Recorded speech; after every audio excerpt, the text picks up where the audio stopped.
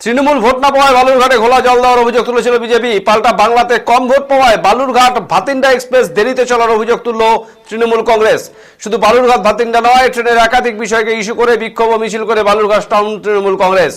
রবিবার সন্ধ্যায় Balurghat rail station চত্বরে গাছ কাটা, বেহাল রাস্তা, শেড সহ নানা সমস্যাকে ইস্যু করে বালুরঘাট রেল স্টেশন মাস্টারকে লিখিতভাবে অভিযোগ জানালেন তৃণমূল নেতৃত্বরা। রবিবার বালুরঘাট রেল স্টেশনে তৃণমূলের বিক্ষোভে সামিল ছিলেন বালুরঘাট পৌরসভার চেয়ারম্যান অশোক কুমার মিত্র, তৃণমূল নেতা রাজেন শীল, বিপ্লব খাঁ, মহিলা তৃণমূল সভানেত্রী স্নেহলতা হেমব্রম সহ অন্যান্যরা।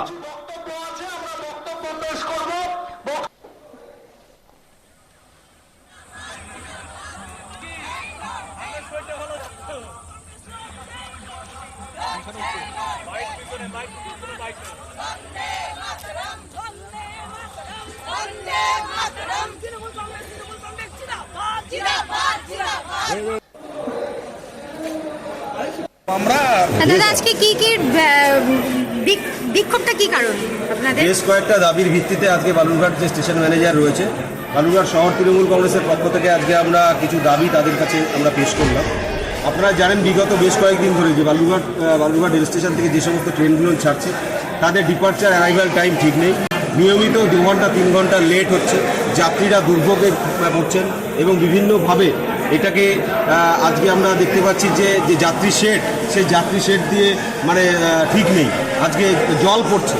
আজকে মমতা ব্যানার্জির জন্যই আজকে আমাদের বালুরঘাট 1 লক্ষ রেল প্রকল্প, আজকে মমতা ব্যানার্জির জন্য আমরা বেশ কয়েকটা এখানে ট্রেন পেয়েছি, কিন্তু পরবর্তীকালে রাজনৈতিকভাবে এটাকে ব্যবহার করে কয়েকটা ট্রেনের সংখ্যা বাড়িয়ে দিই, কিন্তু তার পরিষেবার উন্নতম নেই। এই পরিষেবাগুলো না থাকার জন্য আজকে সাধারণ মানুষ কষ্ট পাচ্ছে, সাধারণ যাত্রীরা দুর্ভোগে পড়ছে। এই যাত্রী দুর্ভোগ যেমন কমাতে হবে, পাশাপাশি আপনারা দেখতে পাচ্ছেন যে স্টেশনের মধ্যে শেড দিয়ে জল পড়ছে, নির্বিচারে গাছ কেটে ফেলেছে। আজকে গাছের ফরেস্ট ডিপার্টমেন্টের যে আপনার পারমিশন আছে কিনা সেটাও তিনি দেখাতে পারছেন না। স্টেশন ম্যানেজার নেই, আজকে যিনি এই চার্জে ছিলেন তিনি সেটা বলতে পারছেন না। টাইম মতো গাড়ি আসে না, টাইম মতো ছাড়ে না, প্রতিদিনই প্রায় 2 ঘন্টা 3 ঘন্টা লেট হচ্ছে, যাত্রীরা দুর্ভোগে পড়ছে।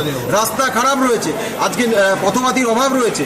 আজকে এখানে যারা ব্যবসা করেন তাদের উপরে আজকে রেলওয়ে পুলিশ একটা সবসময় তাদের উপরে ভীতসন্ত্রস্ত একটা ভয় প্রদর্শন করছে। এই যে জায়গাগুলো রয়েছে এবং পাশাপাশি আজকে রেলের আমাদের যে হাওড়া এক্সপ্রেস রয়েছে, সেই হাওড়া এক্সপ্রেস 2 নম্বর প্ল্যাটফর্ম থেকে ছাড়ছে, সেটাকে 1 নম্বর প্ল্যাটফর্মে ছাড়তে হবে। তার কারণ অনেক বয়স্ক সিনিয়র সিটিজেন যারা রয়েছে তাদের লাগেজ নিয়ে আজকে এই অসুস্থ মানুষ তাদের এই 2 নম্বর স্টেশনে যেতে অসুবিধা হয়। সেই জায়গাগুলোকে দাঁড়িয়ে সমস্ত রেল পরিষেবার ক্ষেত্রে আজকে যে রেলের যে পরিকাঠামো সম্পূর্ণ করে সাধারণ মানুষের জন্য এবং যাত্রী দুর্ভোগ কমানোর জন্য আজকে বিভিন্নভাবে এই জায়গাগুলোকে নিয়ে রাজনীতি না করে সাধারণ মানুষের জন্য কাজ করতে হবে। আমাদের মনে হচ্ছে যে এই যে যাত্রী দুর্ভোগ, আজকে এই যে স্টেশন দিয়ে জল পড়ছে, আজকে আপনারা জানেন সদ্য সমাপ্ত লোকসভা নির্বাচন হয়ে গেছে, আজকে সারা পশ্চিমবঙ্গে বিজেপি ধরাশায়ী হয়ে গেছে, আজকে পশ্চিমবঙ্গে বিজেপির আসন কমেছে এবং পাশাপাশি দক্ষিণ দিনাজপুর জেলার এই যে আজকে আমাদের বালুরঘাট লোকসভা কেন্দ্র, এই বালুরঘাট লোকসভা কেন্দ্রে সুকান্ত বাবুর যে জয়ের মার্জিন আজকে 34,000 থেকে প্রায় 34,000 থেকে কমে আজকে প্রায় 10,000 হয়েছে।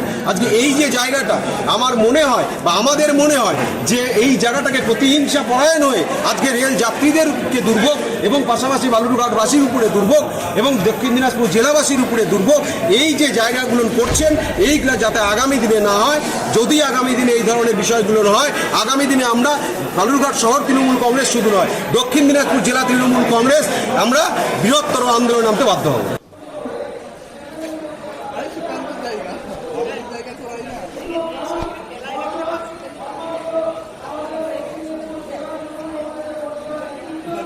সরকারি